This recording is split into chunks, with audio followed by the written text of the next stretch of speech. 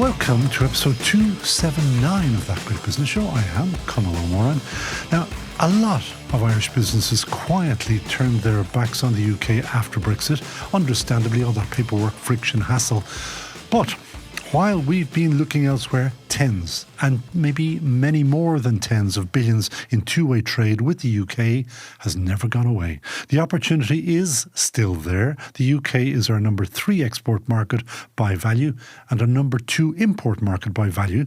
And if you read the UK broadsheets carefully, as I like to do, you'll see clearly after 10 years out of Europe, the slow creep back is beginning. So, time for us to focus back again, probably, on the UK. We bring you opportunities and insights on every episode of this podcast, thanks to De Facto Shaving Oil. It is the world's best shaving oil. All natural, made in Mayo, sold worldwide to the world, defactoshave.com. My guest today is Billy Griffin, Vice President of the British-Irish Trading Alliance, or BITA, who I was going to call Billy Bita Griffin. BITA is a non-profit networking organisation designed to connect businesses across the UK, Ireland and internationally. It positions itself as a community where members can build relationships, generate business, that's the important part, and access practical support through events, resources and industry connections. And some time ago I did go to a BITA event and it was actually quite interesting. Billy Griffin, welcome to That Great Business Show. Good afternoon, Conall. It's lovely to see you again. You say again because this is not your first rodeo here. No, it's not, no. Because you have another business. And just tell the world what the business is. My company manufactures signs. So if you think of the Bord Gáis Energy Theatre and that big sign out the back, 16 metres tall. And if you go to Berlin, you'll see some Urban Outfitters stores. And then for GAA folks, that big medal at Jones's Road that Marty appears under all the time. It's a fabulous business, and I can't remember. That must be 2, 3, 4 years ago since we did that, was it? I mean, it's a long time. It's a long time. I had brown hair back then. I had no hair. Still. Come here to me. Am I over-egging it? Because I can do over-egg too easily. Is it the Brits do look like they're heading back into Europe ever so quietly, ever so slowly? Time for Ireland to start looking to our nearest neighbour again? Yeah, I would think so. I know myself, like in my own business, I used to buy extrusions from Northamptonshire, and now I buy them from Belgium. I'd get anodising done in Northamptonshire. I get it done in the Netherlands now. So all of those things, and if I buy anything from the UK of value, you know, even 250 quid, I have to get a customs agent to bring it in. And these are all costs on businesses. And I can't remember the economist that said it, but tariffs are very effective. They're very effective at placing a cost on the end user, on the customer, the consumer. As Mr. Trump is showing to the American consumers, because he is costing them money. With great aplomb. Oh, yeah. But now I was reading, because as I do, that the British are accepting, am I right, the food rules again from Europe. Yeah. And yet they're not allowed to vote on it because they're not in the club. Yeah. Strange, isn't it? Yeah, it just shows the value of the single market and exporting to the European Union. You know, we discussed it earlier, but Michael Heseltine said it's the greatest act of self-harm inflicted by the UK ever on itself. You know, 5 to 8% growth gone. Like they've a budget deficit of 40 billion, as my dad would have said, or Enda Kenny would have said. I love to listen to Enda. And that would wipe it out overnight. It's absolute insanity. And it continues as well. And we only wish them well because I want them to get back into full growth again because it's good for us. Absolutely, yeah. Now, you at BITA are finding out what are the opportunities that people should be from Ireland looking at? What are they looking for that we could start doing now, despite all the hassles of Brexit and all, as you mentioned, the customs agents and all the rest? Yeah, well, there's a couple of things in terms of it that we were talking about, and the likes of recognition of trades. You know, like the safe passes here aren't recognised in the UK. And conversely, you wrote that to me, and I didn't really understand. Whose job is it to try to get those compatible? Well, the Health and Safety Authority of both. And are we, as in Ireland, are we being reluctant on that, or? Do you know? I think it's about recognition of standards. And when you have the European Union doing it, it's great. You know, everybody recognises each other's standards. Okay. I could send a crew to London, like we did when we worked in the Centre Point Tower in London, we sent a crew over, and we put up that lovely sign at the top of the building, and there was no issue with it. Now, we cannot send, we've a number of Lithuanian, Iranian people, staff working for us, and we had Polish staff. So none of those can travel to the UK to install. It has to be Irish. And then you've got the recognition of safe passes. So those basic things. And we're all suffering from skill shortages. So to have that mobility where you could go back and forth without these impediments to trade, and they are. Brexit's an impediment to trade. A great, whacking great impediment to trade. And you also, I think, implied that it was stopping skilled workers coming in here from the UK. Yeah. Could we not do a workaround around that and give them some kind of dispensation or something? Because, boy, do we need skilled tradespeople to come in and build our houses. We absolutely do. I think that, the UK has its own problems as well. And I think we spoke about, when I refer to Gateway 3, where it's stalling projects. What projects that should normally take 8 weeks, they're now taking up to a year because of these. And there's a number of issues around it, but it's just paperwork, red tape. All of these things and you've the likes of Cisks and Ballymore operating in the UK, and that's where most of their operations are. A lot of their operations are now, and all of these things they need to be sorted in order for trade to take place. If you're housing is one of the great social issues of this time. It's social unrest, and if you can't, it's also the same in the UK. But I was reading just the other day that even the UK, some of the house builders there are finding it hard, even though they have a massive deficit of houses as well. Yeah. They're into hundreds of thousands of. We're at 300,000. They're into millions of shortages. Yeah. And one of it's a 3-stage thing, 1, 2, and 3. I believe Gateway 2 is the big impediment to it. So all of those things, they need to be addressed. But if you don't have those critical labour shortages, you'd so many hundreds of thousands of Polish people that were working in that area.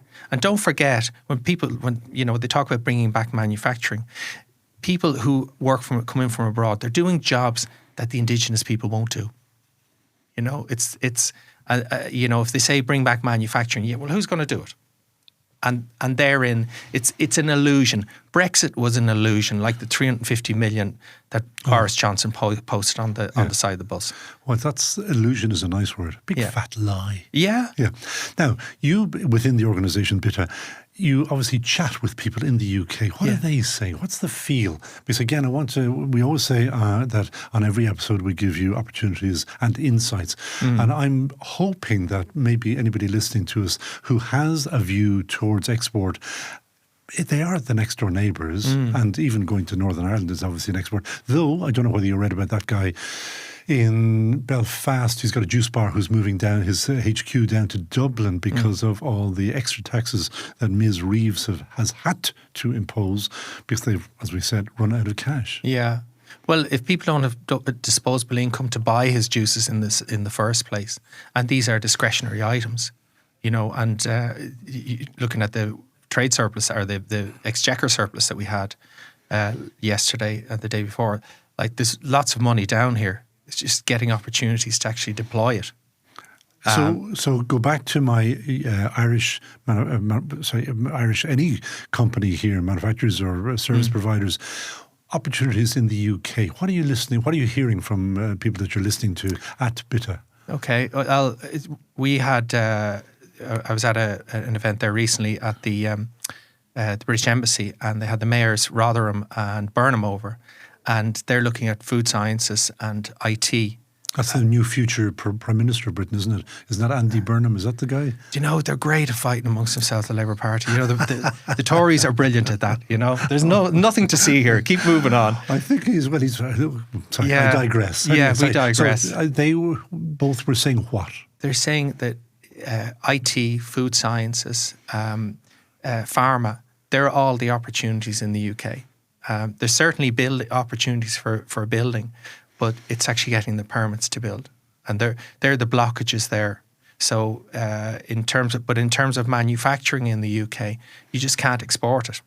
But the barriers to services back and forth are far less than trade in goods. So I would see the thing of IT, pharma, food science, those sort of things. Or architects or engineers, anybody who's doing anything that is... well, I'd like to see recognition. Correct me if I'm wrong, I don't know if architects have, again, recognition of their credentials. Oh, I should know that because a lot of my family are architects, and I think that there is reciprocation between the Royal Institute of Architects in Ireland and RIBA in Britain. Yeah. But I don't know, so we won't go there at the moment. Yeah. But they do, certainly Irish architects they have bases in the UK for sure. Yes, that's right. Scott Allen Walker and others. Henry J. Lyons, But go back to opportunities. I just want you to tell me, start making crisps over there. Start making, I don't know, wall hangings. Start making something, or ship it over. What are they looking for? They're looking for services, because the economy over there is depressed. There's no denying it. So the opportunities aren't that great. The likes of the Sisks and the Ballymores, they're building a lot of apartments and very nice ones. I've seen the ads. Yeah, they're very plush. So in terms of the trades, yes, there are opportunities there. But if the government could in some way sort out the gateway system, that would create an unblock. And if you were talking to people about that, is it doable? It is doable. But they need to assign responsibility for the permits, and there's also a thing that they're outsourcing a lot of the because it's all to do with Grenfell, the disaster, unfortunately, and they're outsourcing a lot of the processes there, and that's causing a lot of problems, a lot of blockages. So the government need to look at how they're going to sort that out, and then the issue then is if you unblock them all at once, there just wouldn't be enough people there to do it. So if they could do that, they would create a lot of opportunities there for the economy to grow. And is BITA, or you, Billy Griffin, or is anybody else on the case with our government trying to unblock this? Yeah, well, our president, Paul Whitnell, he's publicising this issue, and he asked me to raise it today so that we highlight the issue. And then in turn, Paul is raising it all the time in the UK.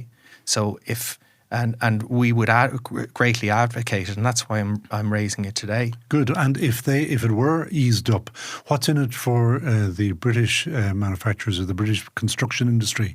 Just ease of getting people, or I mean, whatever we do, we can't make it easy for people to go that away into Britain, because we need them in here. Yeah.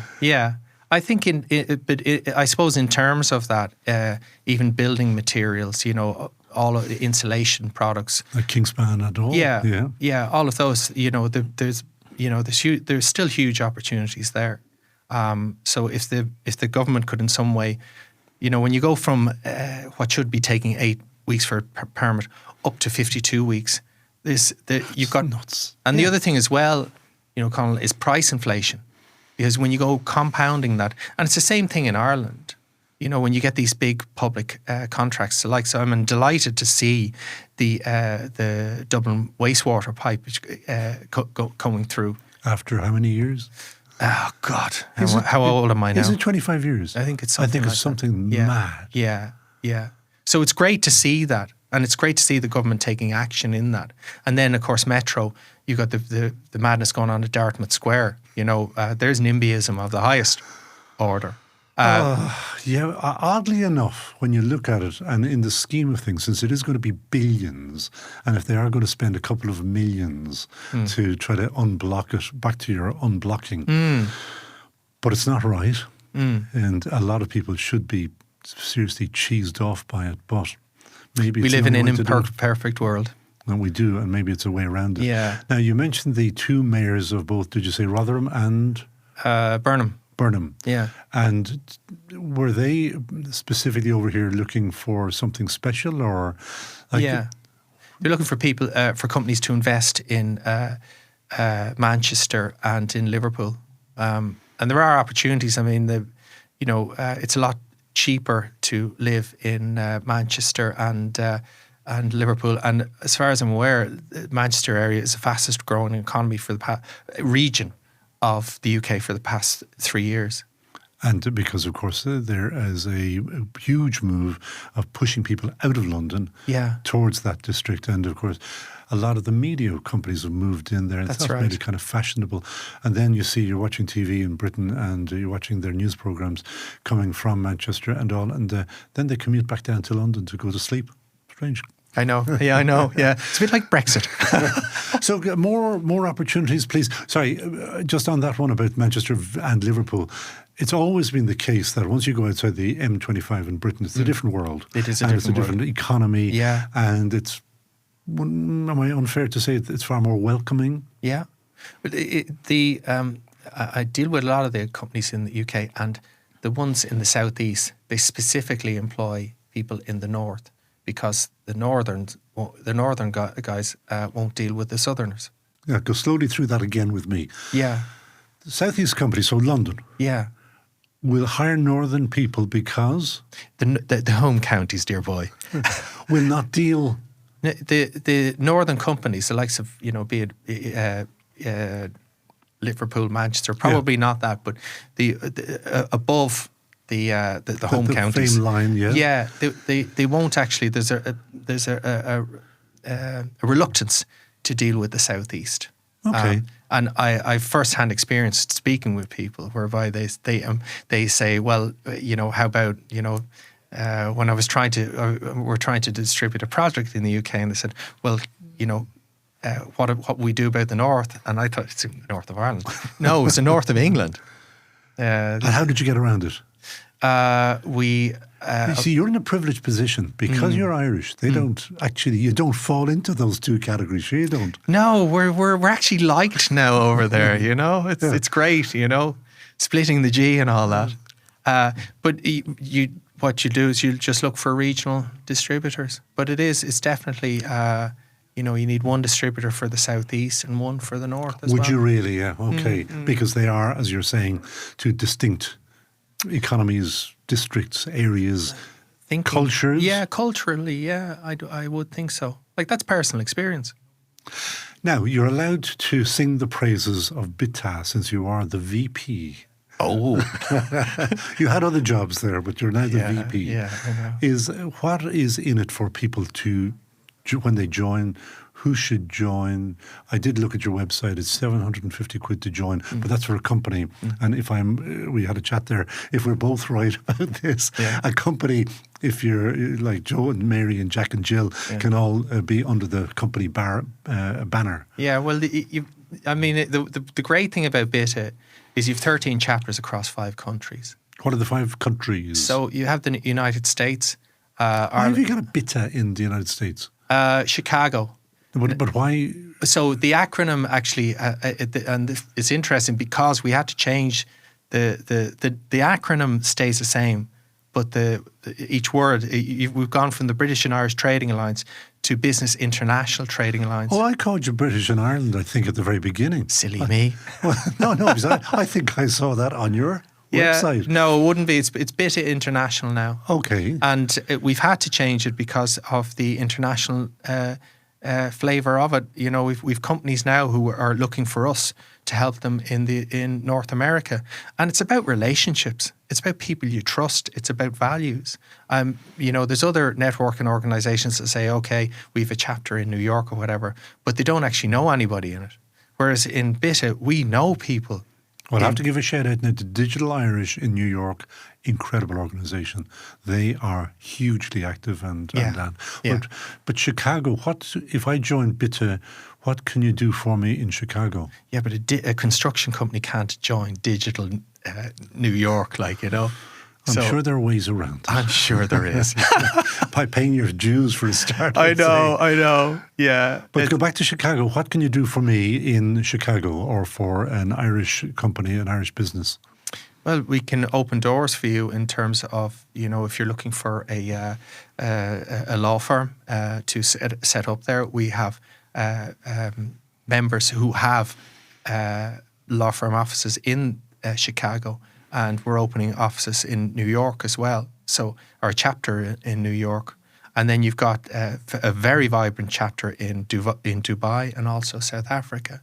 So we have these really, and then on a Friday morning we have what's called a remote call. So anybody from around the world can join this. Well, before Frank Gormley gives out to me, in South Africa there is also the Business in South Africa Ireland Alliance, or so, BISA. Yeah. And Frank Gormley runs that, and he has a very active group of Irish people down in primarily Cape Town, but across South Africa, and more people doing business down there, and particularly for services. Yeah, good place to be, because your qualifications are recognised, obviously, in South Africa. Yeah, and particularly when it comes to Microsoft recognition, ACCA recognition. Yeah, a lot of stuff like that. Yeah. Well, we have a lot of people who join that because the time zone is not 1 hour. It's thereabouts. So you have a lot of people who join us on Friday morning for that group wide call. So it's a bit unreasonable to ask somebody in Chicago to join us at that time. If they want to do business, they should get out of their beds. Absolutely. Well, actually, they're 5 hours behind us, so it'll be afternoon for them. But it is those opportunities that you that you don't get with other networking organisations. But I will say, for me, what defines BITA is its values. It's you're doing business and with people you know and people you trust. And our motto is people who know people who help people. And we're not about taking. It's about what you give to it as well. And what have you benefited from for your business from BITA? It's not just trade. It's people that I trust in terms of, a great solicitor. Am I allowed to shout out? You're allowed to shout anybody you want. Yeah, good. Bless Kieran Friel at McHale Muldoon. Like, a terrific guy. But it gives a fantastic service. And I wouldn't have come across that. Where is McHale Muldoon based? Baggot Street. Okay. Yeah. So it's folks like that who, and I'm in touch with Kieran on a regular basis. But again, if you want to go to London... And you said he doesn't charge fees. I can feel a writ coming from Kieran as we speak. But go back to your own business. Yeah. What have you got out of it in terms of, did you get any contracts out of it? Did you get hardcore business out of it? Yeah, we deal with companies in the UK, and we'd get contacts and connections through that. But it gives you a platform that you wouldn't have other than that, in terms of suppliers that you deal with as well, that I wouldn't have had prior to that. That's useful always, isn't it? It is, Word of mouth. Yeah, it is. The likes of, shuttering ply that you'd normally throw out, and you can reuse it 8 times now. And in terms of the environment, we're big on the environment in Arts, and we really are. It's something that, like we've 40 solar panels on our roof, and that's going back to, we did that back in 2017, 2016. I can't remember which year it was. Still paying for themselves? Still paying for itself. Yeah. It's 15 kilowatts of power for free. Well, yeah. From after the initial investment. Yeah. But it is, BITA is about, and it's generally about people who are at the top end of the organisation. So I always felt in other organisations that you're being hustled. What can I get out of this? Mm-hmm. What can I get out of this dude? Whereas in BITA, you feel that you're more about long-term relationships. And I did mention 750 quid per company, but if you're a young fella or young lady starting out, did I see 125 quid or something? Yeah, it's BITA Excellence for young... under 35s or something. I'm sure you can... I'm well outside that, I'm afraid. No, I was going to say Tipex, your passport or whatever, and get in under the wire to 125. How regularly do you meet? So in the Dublin chapter, we meet once a month, except for December, and we meet the third Thursday of every month in the Lansdowne Hotel. And it's from 6 to 8. And that's Dublin. And have you got any other organisations around the country? There's Ireland West, which takes in the West and Limerick, and then you've Cork, and we've Belfast as well. And does Belfast sit within Ireland, or does it sit within the UK? Oh, behave. Just curious. Yeah. Because I still keep telling people there's something about Northern Ireland at the moment because of the position, because of Brexit. Yeah. They should be milking it for everything that it's worth. They are in a crucible of happiness if they actually used it. Well, you mentioned contacts. Like I've the best social media person I've ever come across working for Artsound now. He's just killer. Like the posts, the impressions I'm getting on LinkedIn, and he gets the essence of what we do in Artsound in terms of values, in terms of longevity, and he manages to communicate that in incredible. And I never would have gotten that, if I hadn't been in BITA. And I've used a couple of companies for marketing and social media. I've noticed that you've avoided answering my question about Belfast. Where it doesn't matter. I'm only getting that up for you. Now, we do have a final question. Yeah. And it is, and I can't remember when you were asked this before, if you did answer it and who it was, but I'm asking you again, who would you hire in a heartbeat? Sean Sweeney, he's the program director for Metrolink, and the reason being is that I feel that these infrastructure projects, it seems to have taken on since he was appointed. It seems to have gotten momentum where it sat around me. We talk about the Dublin wastewater. As the Metrolink North is going on as long as I know. But I may have even seen, did I see 35 years for Metrolink? Would that be possible? It's entirely possible. Yeah. But it just seems to have taken on a life. And then you look at the Dartmouth Square issue, that was resolved. And all of a sudden the planning. And by rubbing a bit of cash on it. You know what? I'm sure cash sorts out a lot of things. Ask Charlie Haughey. It just these things seem to have been unblocked. There's one thing that I did see, and it's worth a mention because I did post it on LinkedIn or certainly on Twitter or X, whatever they want to call it, is that in China now that they have developed a metro that doesn't need track. Right. And that now is the future. So it runs, I'm not sure exactly how it runs, but it looks to me that you build a metal road into a road, but it's no tracks. Yeah. So therefore it can go anywhere. Sean, are you listening? I will find it. It's I don't know where, Hangzhou or somewhere like that. It just seems to me, while we were waiting for those 35 years, technology is just whizzing ahead. Oh, look, and we could actually have something that could be built immediately, running under the tunnel down at Port Tunnel, out to the airport and wherever it wants to go after that. Well, it's the one thing that makes me hopeful about climate is that tech is happening, the leaps and bounds. And while it's climate, mitigation is under assault, but I feel that you can't now stop the progress being made in the tech area of climate. And for that reason, I remain hopeful that we will manage to sort this issue. Peak technology has not arrived, so therefore, yes, of course, there's always something.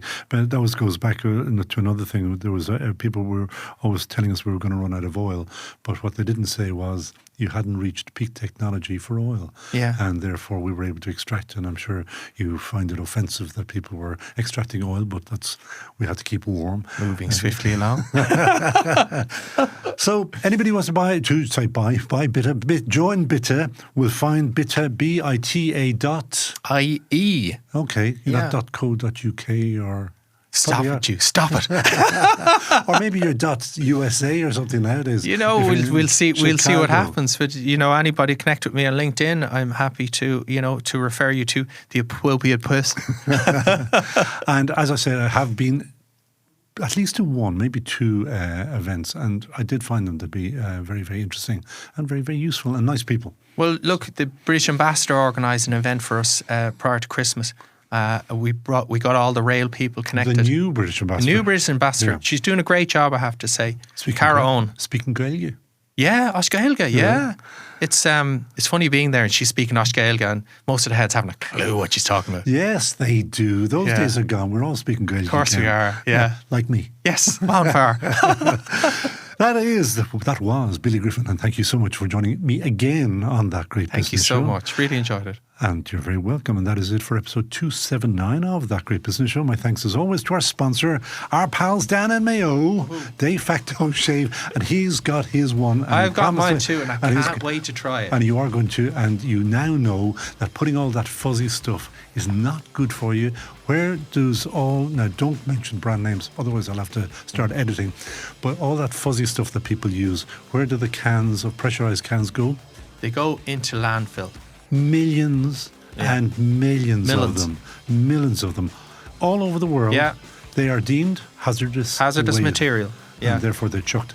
That goes straight in, and then it's in a little plastic bottle which gets recycled, so it's all good for Buy this at home, planet. folks. There you go, and that you get it at defactoshave.com. Yep. Thanks also to the team here at Dublin South FM, including Peter Rice, Neil Horner, Richard Ryan and Lee Brennan, all top guns at making us, even you, look and sound superb. So from me, Conall Ó Móráin, míle buchas agus slán tamil.